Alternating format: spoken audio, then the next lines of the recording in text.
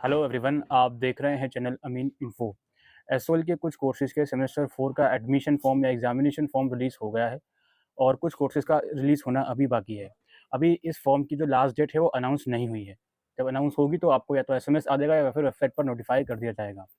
अब इस फॉर्म के अंदर काफ़ी बच्चों को कुछ परेशानियाँ फेस करने को मिल रही हैं। सबसे पहले चीज़ तो मैं आपको ये क्लियर कर दूँ, ये जो सेमेस्टर 4 का एडमिशन या एग्जामिनेशन फॉर्म या इवन सब्जेक्ट चूज़ करने वाला फॉर्म, कुछ भी आप इसको बोलो, इस फॉर्म के साथ आपको फ़ीस कोई भी पे नहीं करनी है। और इसके अलावा अगर आपका सेकंड सेमेस्टर में ईआर था, तो वो आपने नवंबर-दिसंबर में जब सेमेस्टर 3 के फॉर्म निकले थे, उसके साथ ही आपने 1 या 2 का जो ईआर वाला फॉर्म था, वो भी ऐड कर दिया था। तो अभी सेमेस्टर 4 के साथ अगर आप ये बोलो सेमेस्टर 2 का ईआर वाला फॉर्म ऐड करना है, तो वो पॉसिबल नहीं है क्योंकि वो पहले ही ऐड करवा लिया था। अगर आपसे ऐड नहीं करवाया तो आप प्लीज़ कैंपस जाकर बात कीजिए। अब यहाँ पे कुछ बच्चों की स्पेसिफिक क्वेरी आ रही है। देखिए, सबसे पहली चीज़ तो ये जो फॉर्म है हर एक बच्चे का नहीं आया है। प्लस ये फॉर्म हर उस बच्चे का आएगा जिसने सेमेस्टर 3 में एडमिशन लिया होगा 2023 अक्टूबर-नवंबर में। तो देर-सवेर आपके डैशबोर्ड के अंदर ऑप्शन आ जाएगा। अभी बीए प्रोग्राम के डैशबोर्ड में ऑप्शन आ रहा है, कुछ स्पेसिफिक ऑनर्स कोर्सेज़ के डैशबोर्ड में ऑप्शन आ रहा है और कुछ बीकॉम प्रोग्राम या बीकॉम ऑनर्स के डैशबोर्ड में ऑप्शन नहीं आ रहा। तो आने वाले टाइम में आपके डैशबोर्ड में भी ऑप्शन आ जाएगा, थोड़ा-सा वेट कीजिए। अब यहाँ पे आपको कुछ चीज़ें समझनी है। सबसे पहली चीज़ तो वैल्यू एडिड कोर्स और स्किल एनहांसमेंट कोर्स, इन दोनों ही कैटेगरी के सब्जेक्ट्स के अंदर आपको वो सब्जेक्ट लेना है जो आपने अभी तक नहीं लिया था 1, 2 या 3 सेमेस्टर में, ठीक है? आप जब फॉर्म फिल करने बैठोगे तो वैल्यू एडिड कोर्स में या स्किल एनहांसमेंट कोर्स में आपको सिर्फ़ उसी सब्जेक्ट की चॉइस दिखाएगा जो आपने अभी तक ऑप्ट नहीं किया। ठीक है? सिलेबस वेबसाइट पर अवेलेबल है, आप सिलेबस जाकर देख सकते हो। एक कुछ कोर्सेज़ नए ऐड हुए हैं वैल्यू एडिट के अंदर, जैसे फाइनेंशियल लिटरेसी, वो आप लेना चाहते हो तो ले सकते हो, बाइलिंगुअल सब्जेक्ट है वो, यानी इंग्लिश और हिंदी दोनों मीडियम का वो सब्जेक्ट है। बाकी इसके अलावा सारे सिलेबस वेबसाइट पर अवेलेबल है, आप जाकर उनको देख सकते हो। पर्सनैलिटी डेवलपमेंट भी आपका जो है इंग्लिश मीडियम में सब्जेक्ट है, ठीक है? बाइलिंगुअल नहीं है वो, तो इस चीज़ को आप लोग समझ लीजिएगा। कुछ गलत वीडियोज़ भी आती हैं जिनको नॉलेज नहीं होती कि सब्जेक्ट इंग्लिश में है या बाइलिंगुअल है, वो आपको गलत इन्फॉर्मेशन दे देते हैं, तो उस चीज़ से थोड़ा-सा बचकर रहिए। अब यहाँ पे जो पॉलिटिकल साइंस ऑनर्स के स्टूडेंट हैं, उनके डैशबोर्ड में एक ग्लिच स्टूडेंट बता रहे हैं कि एक सब्जेक्ट 2 बार शो हो रहा है वहाँ पे डिसिप्लिन का। तो क्या अभी हम फॉर्म भरें या वेट कर लें?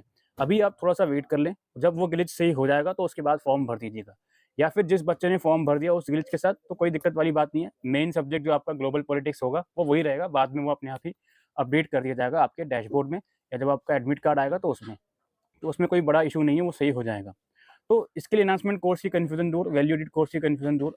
अब जो एबिलिटी एनहांसमेंट कोर्स है, इसमें सेमेस्टर 3 में तो आपके पास ईवीएस था, तो सेमेस्टर 4 में आपके पास वही लैंग्वेज होगी जो आपके पास फर्स्ट ईयर में थी। फर्स्ट ईयर में सेमेस्टर 1 या 2 में जो भी लैंग्वेज आपके पास थी, एईसी के अंदर वही सेमेस्टर 4 में होगी। अब वो अब हिंदी ए हो सकता है, हिंदी बी हो सकता है, जो भी आपने फर्स्ट ईयर में लिया था वही होगा। जनरली ये क्लास 12 तक पढ़ा है हिंदी, तो हिंदी ए मिलता है स्टूडेंट को, या 10th क्लास तक पढ़ी है तो हिंदी बी मिलती है।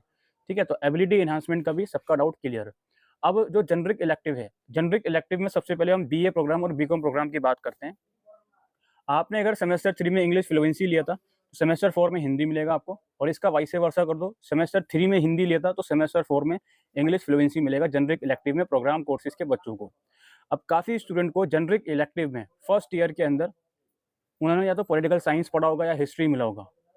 फर्स्ट ईयर के अंदर जेनेरिक इलेक्टिव में प्रोग्राम कोर्सेज़ के स्टूडेंट को, या कुछ शायद बीकॉम वालों को इकोनॉमिक्स भी शायद मिला हो। अब सेकंड ईयर में उस सब्जेक्ट का ऑप्शन उनका नहीं शो हो रहा।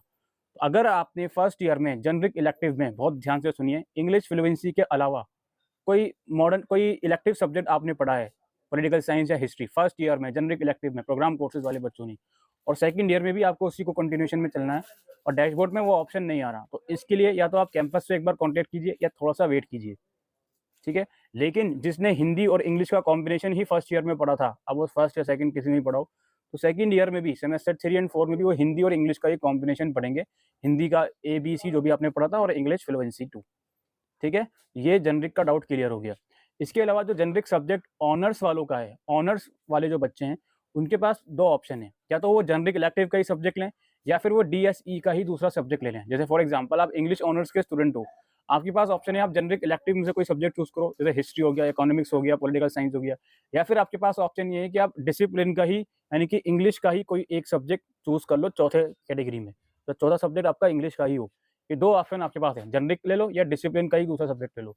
वो आपकी मर्ज़ी है, आप अपने अकॉर्डिंगली ले सकते हो। कोर्स स्ट्रक्चर के ऊपर भी हमने सेपरेट वीडियो बनाई थी, अगर नहीं समझ में आता तो आपको वो वीडियो ज़रूर से देखनी चाहिए। सिमिलरली पॉलिटिकल साइंस के अंदर 3 तो आपके मेन सब्जेक्ट हैं, अब वो मेन सब्जेक्ट चूज़ करने में कुछ ग्लिच आ रहा है, वो मैं क्लियर कर चुका हूँ। और चौथा सब्जेक्ट जो आप जेनरिक का लोगे, अगर आप चाहो तो चौथा सब्जेक्ट जेनरिक का ना लेके आप ले सकते हो जो आपका डिसिप्लिन सब्जेक्ट है फिर से। तो 4 सब्जेक्ट आपके पॉलिटिकल साइंस के हो जाएँगे, ठीक है? और आई थिंक बीकॉम ऑनर्स में भी सेम इश्यू होगा, वो आप देख लीजिएगा। और बाकी जो मेन सब्जेक्ट हैं, वो तो एक्चुअल में रहने पड़ेंगे, वो तो सभी के लिए कॉमन रहेंगे, सभी के लिए फिक्स्ड रहेंगे, वो आप जाकर चूज़ कर सकते हो, कोई इसमें इश्यू नहीं है। आप चूज़ करोगे तो वही वहाँ पर शो करेगा, ठीक है? बीए प्रोग्राम के अंदर भी जो मेजर माइनर चलता हुआ आ रहा है सेमेस्टर 1 से, वही अभी तक कंटिन्यूएशन में चलेगा, इसमें कोई चेंजेस एसओएल ने नहीं करा। हालाँकि एनईपी की पॉलिसी ये बोलती है कि सेकंड ईयर में आके सेमेस्टर 3 के एडमिशन के टाइम अगर आप चाहो तो मेजर को माइनर में कन्वर्ट कर सकते हो।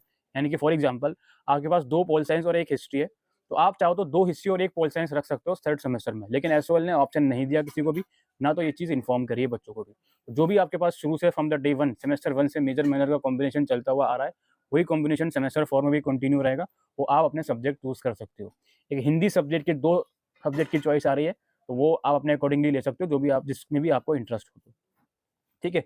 बाकी ऐसा कोई मेजर इश्यू मुझे नहीं लगता होना चाहिए और जिस बच्चे का फॉर्म अभी डैशबोर्ड में नहीं आया, वो इन फ्यूचर जल्द ही रिलीज़ कर दिया जाएगा। थोड़ा-सा आप लोग वेट कीजिए और इसके साथ कोई भी फीस नहीं भरनी अगेन और लास्ट डेट अभी नोटिफ़ाई नहीं हुई है। थैंक